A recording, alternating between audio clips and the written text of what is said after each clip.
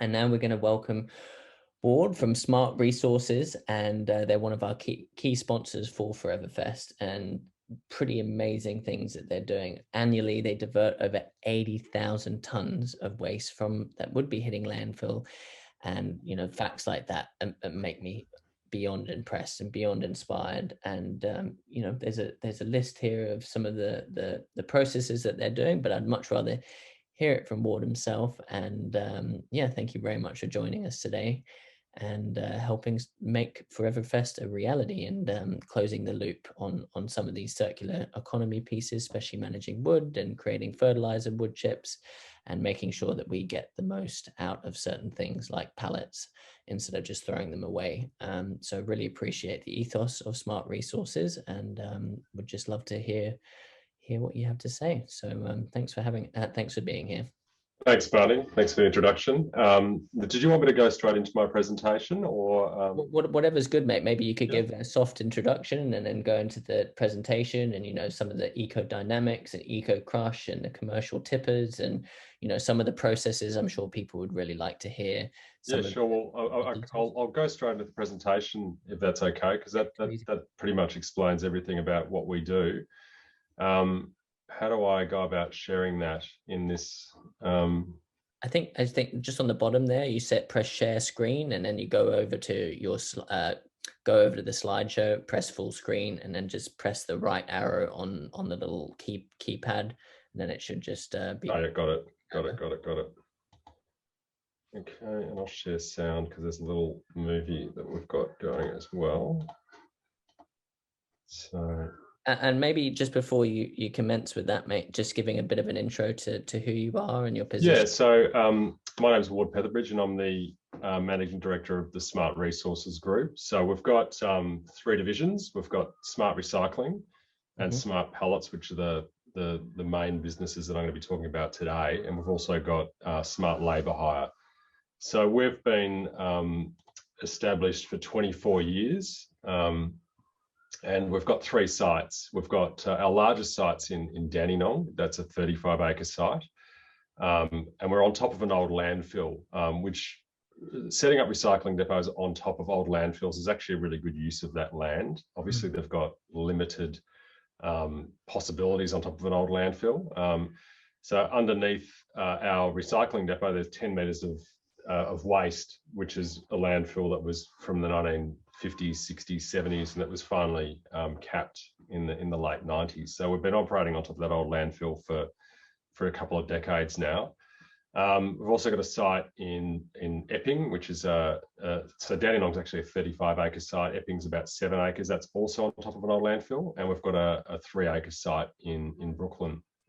And collectively, we recycle about 80,000 tonnes of waste and divert that from landfill.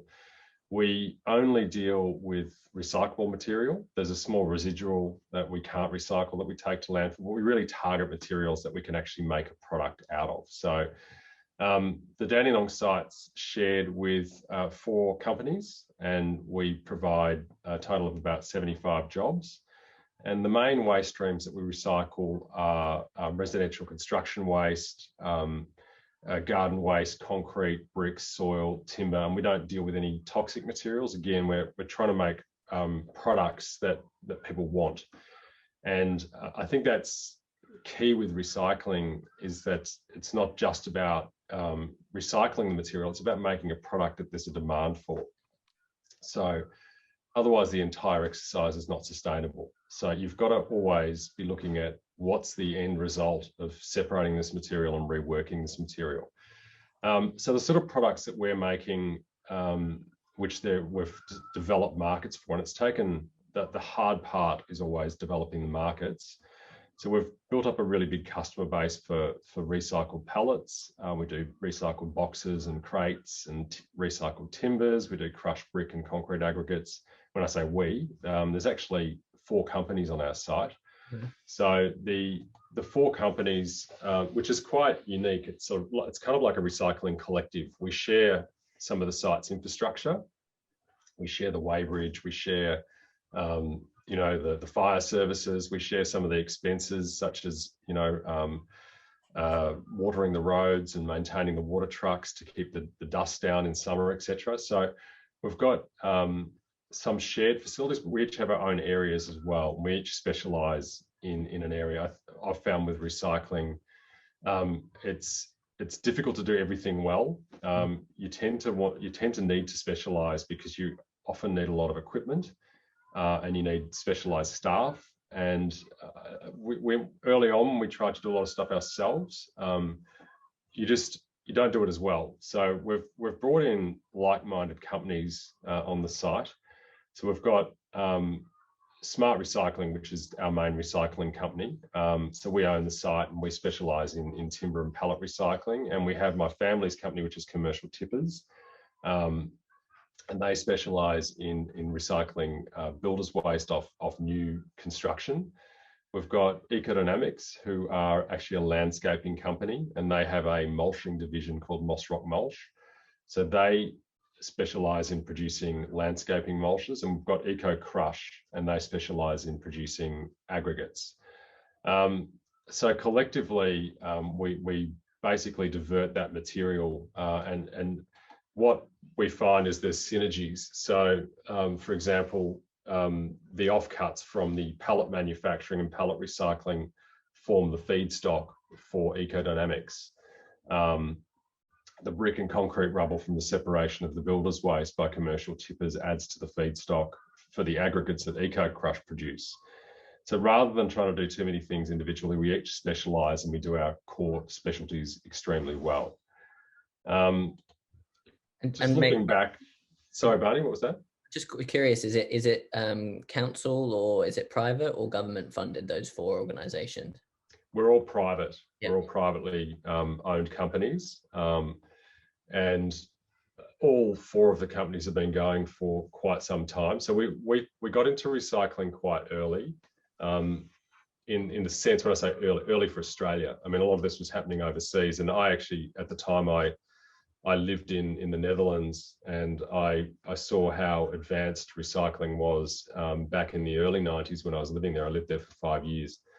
And Australia was just miles behind. But then my family owned the tip, which in this slide now you can see what it looked like in the beginning. Basically, the tip had just basically reached capacity, and I had the opportunity through my family who owned the site to try and see if I could do something in Australia with recycling. So I brought back a lot of my knowledge from. I was quite involved in the environmental movement in the Netherlands. I was with Milieu Defensie, which is kind of like the Friends of the Earth of the Netherlands. And I lived in a big university town called Utrecht. Learnt Dutch, which I'm not actually a native Dutch speaker, but I learnt it. So I took a lot of that idealism and passion and brought it back to Australia. And it was tough going because landfill was so cheap. And one thing people need to realize is that recycling is always going to cost more than landfill. So if landfill's cheap, and one very annoying thing I find, I still get it all the time, is why should I take my material to you if you're going to be more expensive than landfill? I'm like, well, because A, you're doing the right thing.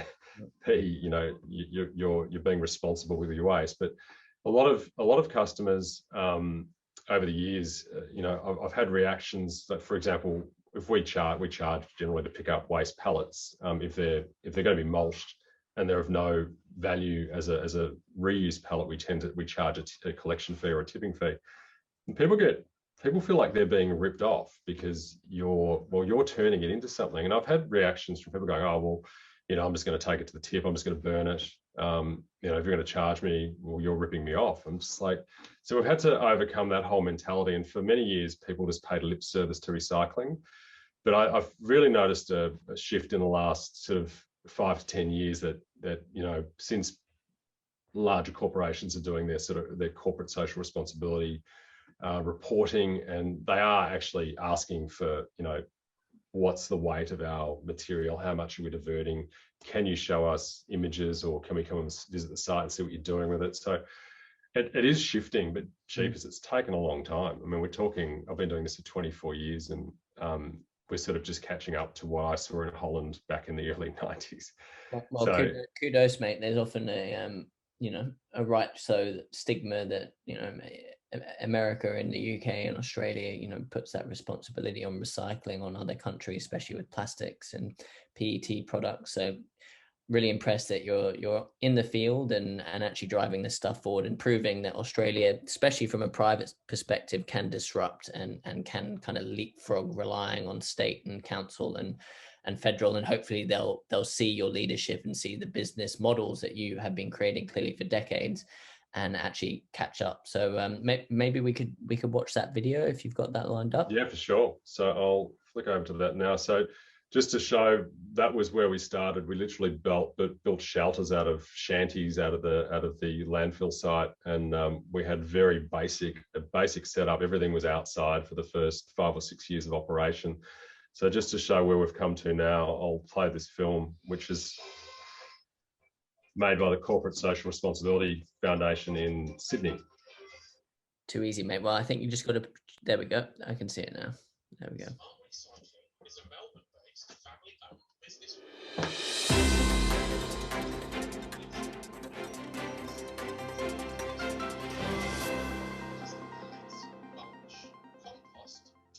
Smart Recycling is a Melbourne-based, family-owned business group who recycle pallets and timber waste, builders' waste, and green waste.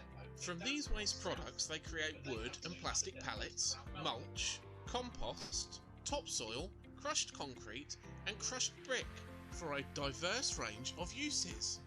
Their main depot is at the Waste Converters Depot in Dandenong South, but they have 2 other depots around Melbourne and employ around 75 local people. Pallet Recycling is the main part of their recycling business, both timber and plastic. They collect the pallets from different sources, refurbish them, then send back out for reuse. They will resell usable pallets, but if not savable, then it gets turned into mulch or biofuel. Biofuel is a new area that Smart Recycling are heading into, and they recently won a Sustainability Victoria Government grant to build a bioenergy plant at their main depot. The plant is fueled by wood chip waste, which creates heat to power the heat treatment kilns used to heat treat the pallets they export overseas to kill any bugs or pathogens. This bioenergy plant is due to launch in early 2021, and they are the first kilns of their kind powered by biofuel.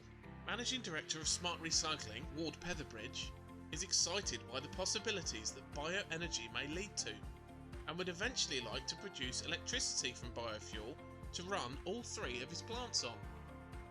Ward also started Create from a Crate, which is a biennial recycled woodwork competition, an exhibition that was founded in 2002. The competition was born from a collaboration with the Victorian Woodworkers Association as a way of educating the community about wood packaging waste.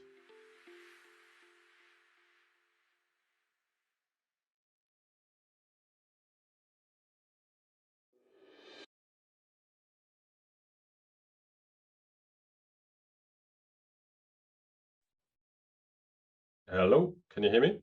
Yes, sir. Oh, great. So there's a bit of feedback on that, so I hope that wasn't too annoying. But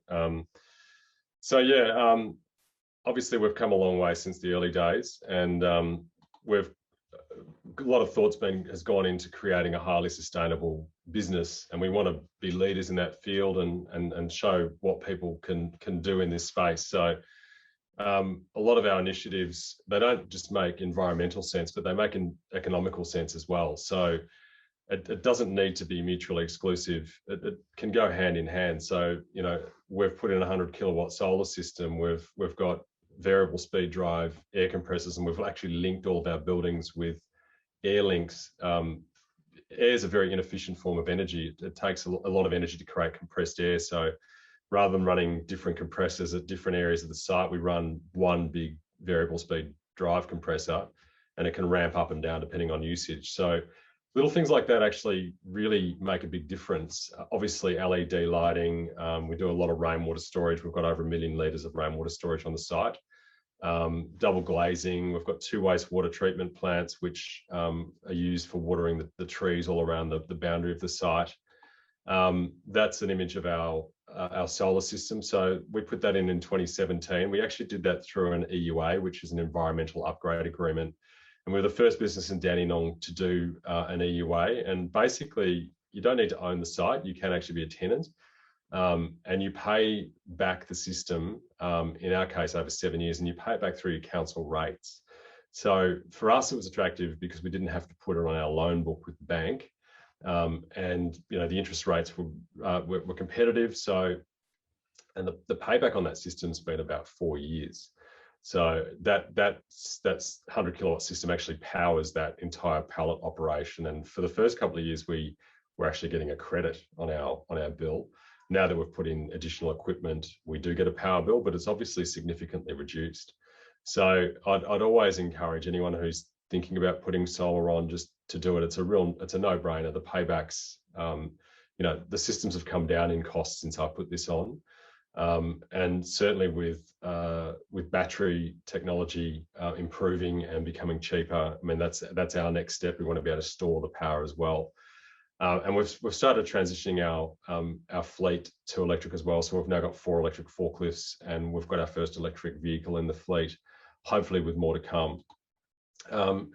We've been fortunate. We won the Dandenong Sustainable Business Award in 2017, and we were finalists in the Premier Sustainability Awards in 2019. And awards like that are a great accolade, and they really encourage businesses like ours to strive in the space. There's been a lot of negative publicity about the waste industry. That there's been some rogue operators. So we always like to put our best foot forward and basically say we're not one of them. So the industry's been tarnished over the last few years with fires and all sorts of rogue operators stockpiling toxic waste and doing all sorts of nasty things. So I think it's really important to differentiate the good from the bad. So I'll go into the ethos of our business is really the recycling hierarchy. At the top of the recycling hierarchy, it's always reduction, avoidance of waste. That's the most logical way to reduce environmental impact. Don't produce it in the first place. And that comes into design, not designing for obsolescence, basically ensuring that goods have a long life. If the item obviously is no longer of use, then reuse would be repairing it and sending it back out again, which is what we do with pallets. But repairing a fridge or a washing machine, nowadays so much is built to not even be repairable. Smartphones are a good example. You kind of replace the battery with many of them. So then below reuse, you've got recycling. That's where you are using more energy and labor to create a new product. Below that would be recovery. So that's recovering energy from something. And at the very bottom is landfill. We're basically just burying it. And then it's a problem for future generations to deal with. Not a great option, in my opinion. So pallet recycling is an example of reuse. And we can actually make more money if we can sell the original pallet as a pallet. Now, you've obviously got to find customers that are prepared to use a recycled pallet. Not everyone wants to. We also have customers for new pallets. We sort of evolved. Some customers said, can you make this or make that? So we actually make pallets as well. And we can use a combination of new and recycled timber. So typical pallet sells for around $5 to $15. If we can't reuse it as it is, we can dismantle it, reuse the components. And if we can't reuse components, we produce mulch, so turn it into wood chip. However, in its existing form, it's always worth more, which is our ultimate aim. Now, timber waste, it's a really big problem in Australia. In Victoria alone, we produce 500,000 tonnes of timber waste, about 2/3 of which goes to the landfill. We do what we can, but we can't recycle all of it. We recycle about 25,000 tonnes. Now, the bulk of that would be going back out as pallets, but there'd be about 10,000 tonnes that gets converted into wood chip. As I was saying earlier, we will generally charge a collection fee or a tipping fee. And mulch is a low value product. So you're relying on getting paid to take it. You've got your processing costs, and hopefully you can get some return on it as well. But the mulch market's fickle, it's seasonal. It depends a lot on big roadside roadside projects. Like we've supplied jobs like, our partners Ecodynamics have supplied jobs like the Eastlink Freeway, the Monash duplication, Mordialloc bypass, the desal plant. They've done work on Skyrail. So anywhere where there's large tree planting projects, that's where a lot of the mulch is used. And the mulch is used to help the trees grow. It keeps the weeds down and it helps retain the moisture in the soil. So it's a really good use of a recycled wood chip. And they also colour it different colours as well. They use like a food dye to colour it red, black, brown, which is also a product that's sold through garden supplies. So there's always a percentage of mulch. And as I was saying, in between projects, you can end up with large stockpiles. So I've always been looking for other uses of this material, and that's where we came up with bioenergy. Now, bioenergy is really common in Europe.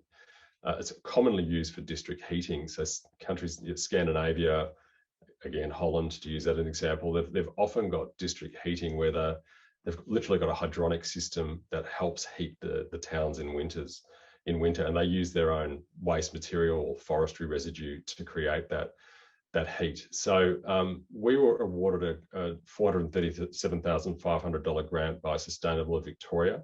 So they've been really supportive of our site over the years. We've been successful in getting a few grants from them for different projects. So we're building a 2 megawatt hot water boiler, and that's coming across from Italy. It's actually on the water at the moment. It should be arriving in the next few weeks.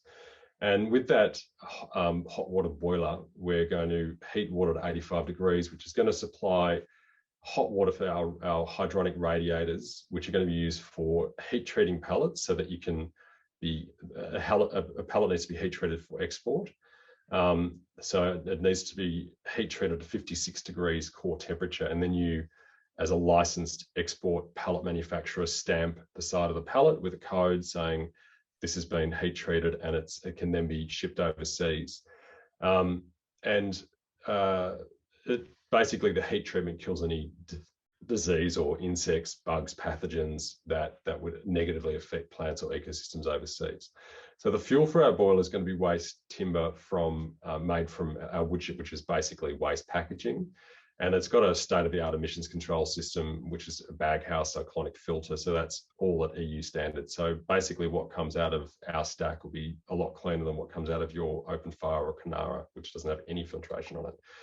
So it may seem a bit counterintuitive, but biofuel is classified as renewable fuel. So it's renewable energy as opposed to fossil fuel. The timber, the fuel is coming from waste timber, which is predominantly come from trees harvested from plantations, and the process is renewable so long as the trees are continued to be planted to offset the waste timber that's being used. And obviously 2/3 of the waste timber of Victoria goes to landfill. So in landfill, timber will be emitting either methane, which is a far more potent greenhouse gas, or CO2 anyway as it's breaking down. So it's estimated that all the kilns in Melbourne currently use fossil fuel gas. So we're going to be using that biofuel made from waste pallets, and we'll be diverting about 2,200 tonnes per annum of CO2 when you compare it to what other people would be otherwise using. So that's an image of the type of kilns. We've got 2 of those about that size, and they're the first of their kind in Australia that are doing heat treatment. There are other kilns that do drying. Ours is going to do both heat treatment and drying. We actually predominantly built it for the heat treatment, but we've actually discovered there's a bit of a market for drying timber in Dandenong as well. So we've been approached by a few people looking to dry their timber. And to dry timber, some timbers can be inside a kiln for up to 2 weeks drying, because it's quite a slow process, because you have to dry the timber out slowly. So that's a lot of gas you would be burning otherwise. So we're pretty excited about that market, and it sort of hits the mark in what we're striving to do is to create a use for everything on the site, that nothing's going to waste, that it's got that circularity. So using all of the waste streams, obviously going for the value-added product first, but for the lower grade recycled products, bioenergy is a great option. Other projects that we've been involved with the city in recent years, we did a fantastic mural project in 2019. That was with a bunch of artists organised by Jen Townsend from Connections Art Space in Dandenong. And we did that in the winter of 2019. About 25 young artists all got involved. It was an environmental theme. So it's, as you drive into our recycling depot, that's the first thing you see. It's 30 metres long, 6 or 7 metres high. And they did such an amazing job. We all got involved, and that I love driving in every day and seeing that. So that was a great project. And another project that has generated a fair bit of interest over the years has been our Create from a Crate exhibitions. We've actually been running that since 2002. We've had about 10 exhibitions in both metropolitan and regional Victoria, Metro Melbourne and regional Victoria. And it all started because we had some really good timbers coming in the waste stream at the time. Iveco Trucks, which is a big truck manufacturer in Dandenong, they were importing engines from the United States, and they were coming in these big engine crates, and the crates were made of American hardwood species. And we're talking oak, elm, sycamore, maple, all these exotic species to us, but it's just basically what was available close to where the engines were being built in the northeast of America they were coming from. So we started pulling apart these crates. For a while, we had a social enterprise there that had some funding that were making things out of them, like outdoor furniture and bits and pieces. But basically, they just couldn't keep up. There's so much of this beautiful timber coming in. So I got in touch with some local woodworking organisations, and I just said, look, take it, just use it. I don't want to mulch this stuff. It's too good to mulch. So they started making things out of it. Started showing me photos of what they were making, and then we said, we decided to, let's just do an exhibition out of all this stuff you guys have been making, and it sort of grew from there. And now we get entrants from all up the east coast of Australia. So we've had entrants as far up as Rockhampton in Queensland. So we do it once every 2-3 years. So we're hoping to do another one actually in 2022. In 2016, we actually had it at the Walker Street Gallery, which is in that image there in Dandenong. And there's another image of just some of the things that they've made, musical instruments, chess sets. It's been incredible. And that's all from waste timber. So that's certainly value adding. Obviously, it's only a small percentage of what comes in that's that good, but it's good to see that go for a higher end use than mulch or a pallet. So that's pretty much me done. I hope I didn't go too long, or I hope I was roughly on time. So happy to take any questions. Can you still hear me, Barney? Yes, sir. You haven't gone over time. We've got a little debrief moment for 10 minutes, and pretty alarming facts that you shared about the 2/3 of the wood goes to landfill. That's such a shame, and definitely just seeing a huge need. I live up in far north Queensland and manage a charity up there, and just it can be definitely a struggle to create rural centers that don't require transport for 100 k's and to go to somewhere else. And if we can rurally do what you're doing and achieving, and 75 local jobs, that's huge. To have that in a rural area, even with 20, a smaller model of what you're doing is really amazing. And I'm curious, is there a kind of whether it's anaerobic digestion or converting compost into fertilizer, or using some of that wood to create biochar, is there a link to agriculture that you see possibly coming out of some of the asset kind of that you're creating from this waste? Do you feel like whether it's biochar or fertilizer or whatever it is, do you feel like there's an agricultural link that could be a possibility? There is, and certainly with compost, I mean, you can make a very high grade compost, and there's a fantastic facility in Dandenong. We actually make compost as well, but there's a very large scale in-vessel composting facility run by a Spanish multinational in Dandenong that produces, I think it's in excess of 100,000 tonnes per annum, and they're doing the food waste and the green waste. So we actually buy some of their material to blend with our soil. So it's a very rich compost. But yeah, as you say, the ultimate aim would be to get that back out where it's needed the most, which is to the farmers. So a lot of that material ends up in the metropolitan area, and in many ways, I mean, it makes great topsoil, but it would be great to get it back out to the farms. I mean, Australia has severely depleted soils. what they really need is organic content. I mean, that has been stripped over the last couple of hundred years to a great degree. So the freight's the killer. So that's where, you know, perhaps some subsidies to bulk haul that material to where it's needed. But yeah, the other question that you had regarding regional initiatives, certainly with recycling, I think it makes a lot of sense to have recycling facilities in as many locations as possible, close to the source of where the material is being produced. What you don't want to be doing is transporting material too far. So much of the cost and the energy with recycling is in transport. It's often bulky material. It's often heavy material.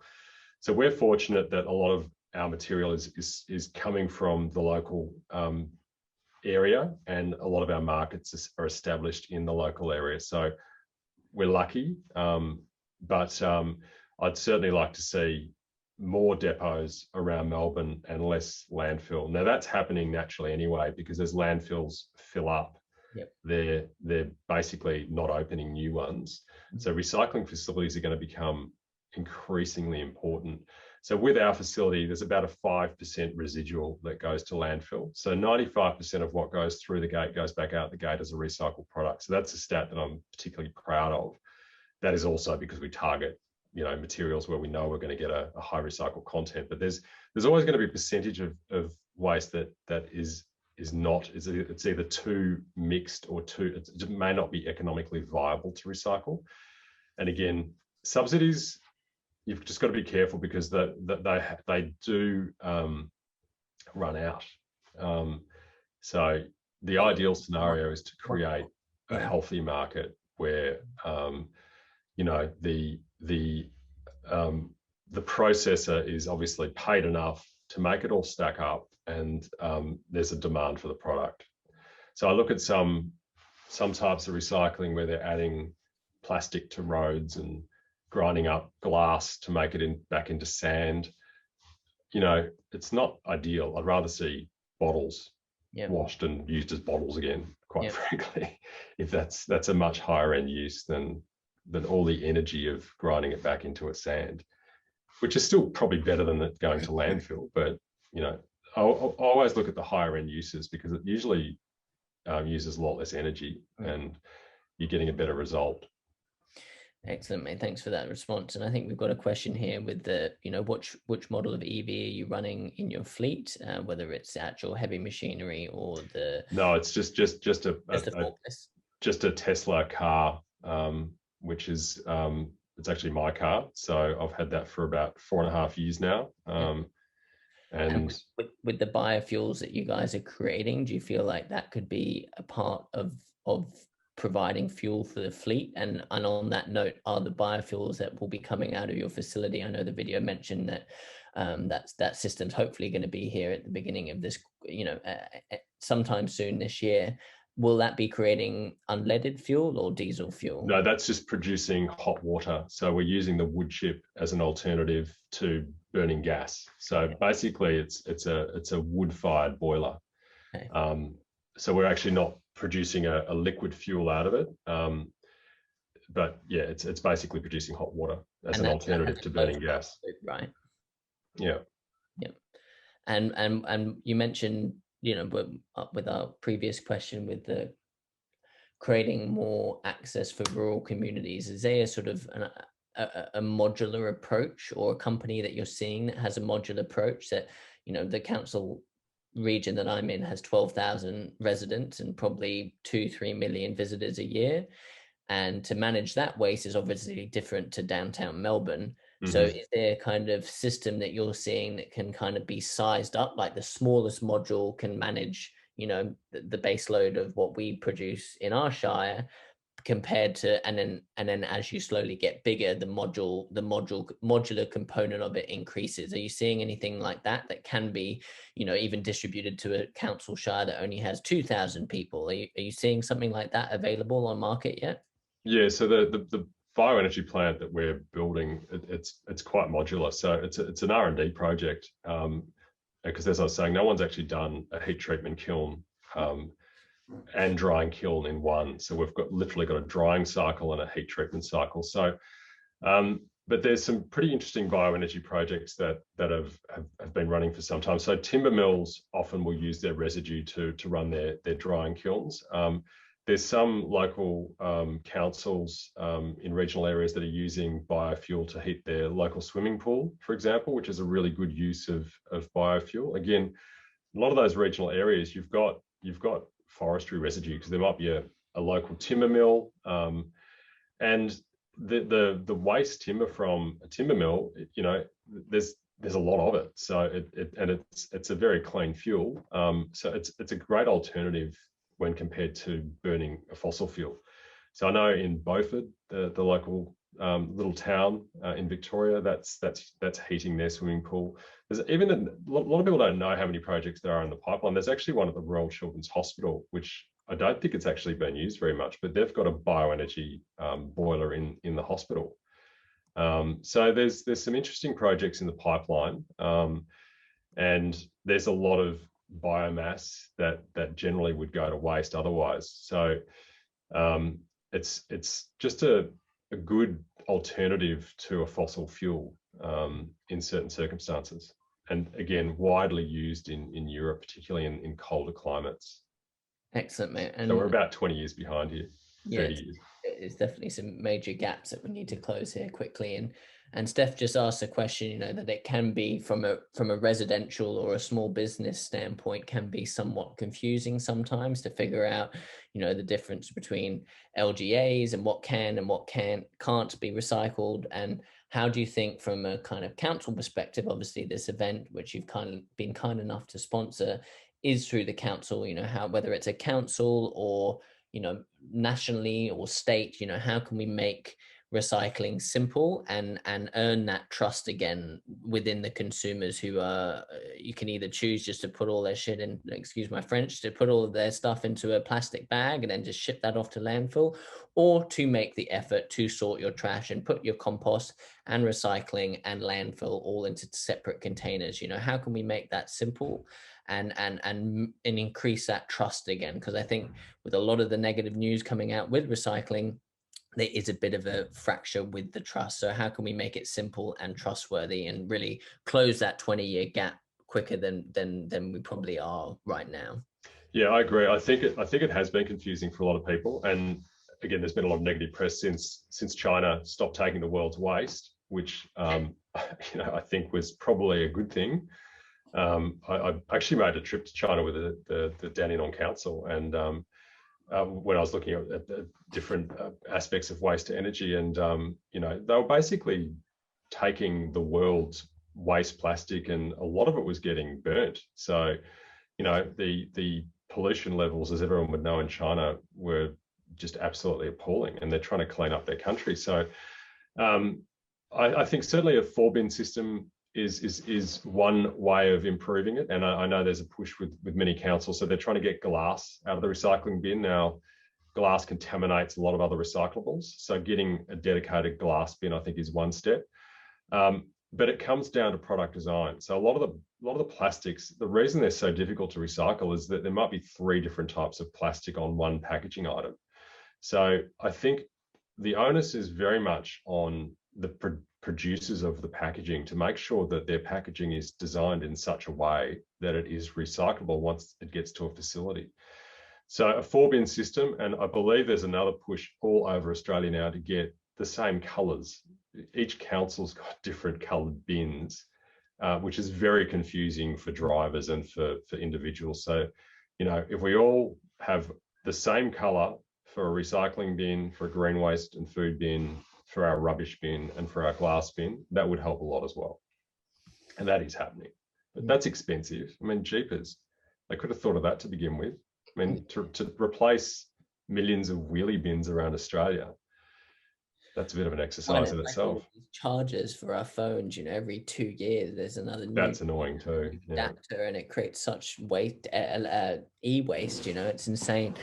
But you know, on wrapping up on a positive note, Ward, do you feel hopeful that, especially with COVID and people paying more attention to a lot of things, do you think that we are on the trajectory, or at least have the, you know, Australians are innovative, and I spent a lot of time with farmers and miners and, you know, front end workers. And I'm sure out of your 75 staff, you've got some truly hardworking people who might not be from speaking English as their first country, but they will wake up at 5 and work 12 hours without whinging a dime.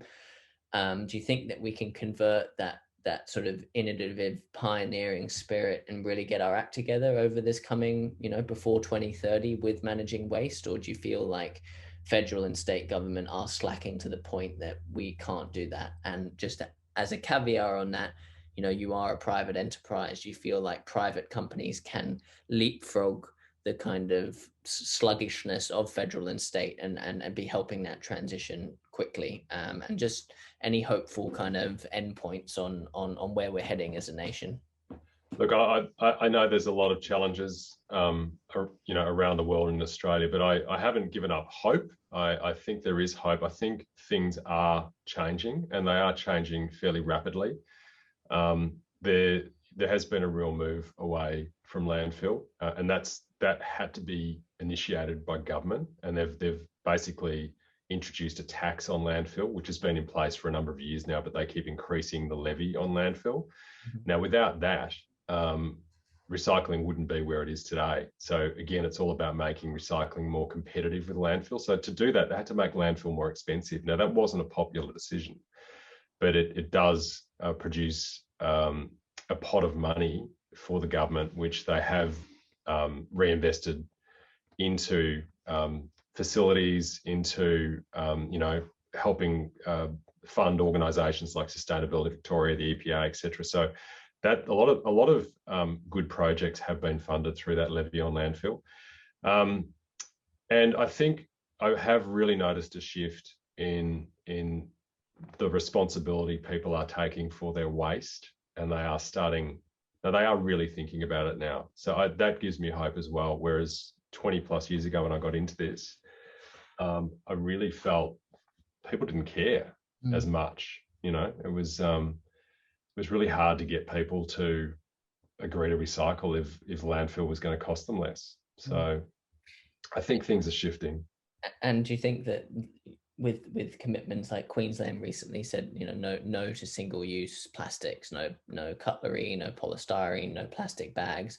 Do you think that these broader policy systems, and, you know, I had some Thai food a few weeks ago, and sure enough, they still had all of those things, but, you know, trickle by trickle, month by month, do you think that these commitments like that will make a difference and make your job easier? Definitely. You know, I think, and certainly, you know, I've got 2 young children, and that, you know, the younger generations are very inspiring because they are so environmental at a young age. They, you know, my daughter's hero at the moment is Greta, and she, you know, I'm a recycler, and she's correcting me at times. Dad, you know, make sure you put that in the composting bin, you know, like, you know, I do a lot of recycling at work. So they are really pushing for change, because, you know, it's affecting all of us, but it's going to affect them even more. So I'm certainly inspired by the younger generations and their commitment to the environment and to making sure that they don't repeat the mistakes that previous generations have made. Yeah. Well, Ward, I appreciate you sharing, mate, and being on the front end of this, you know, waste transition for 20 plus years, and seeing some good practices out in Europe, and really bringing those back on the home front. So I appreciate your service, and you know, I know that the team shared smartrecycling.com.au, but, you know, I've got connection up in Cairns Council and Douglas Shire Council, and if there is a kind of a modular component to what you found that has worked over these 20 years, I'd be more than happy to approach some of the councillors and some other leaders up there and try and get this up in Far North Queensland, because we're really lagging up there especially. So it would definitely be open to that, and we can have a yarn offline, but really inspired by your work, and thanks for keeping the energy up. Thank you. And thank you, City of Greater Dandenong and the sustainability team for making Forever Fest possible. And it's been an honour to be the principal sponsor. Too easy, mate. Well, it wouldn't be possible without you. So thank you for making all of us come together. And the past 2 days alone has been amazing. And we've got another until Sunday. Every day we're going to be having more yarns. So lots of really positive stories to come from this. It definitely wouldn't be possible without you. So thank you. Thank you. Cheers, mate. All right. See you.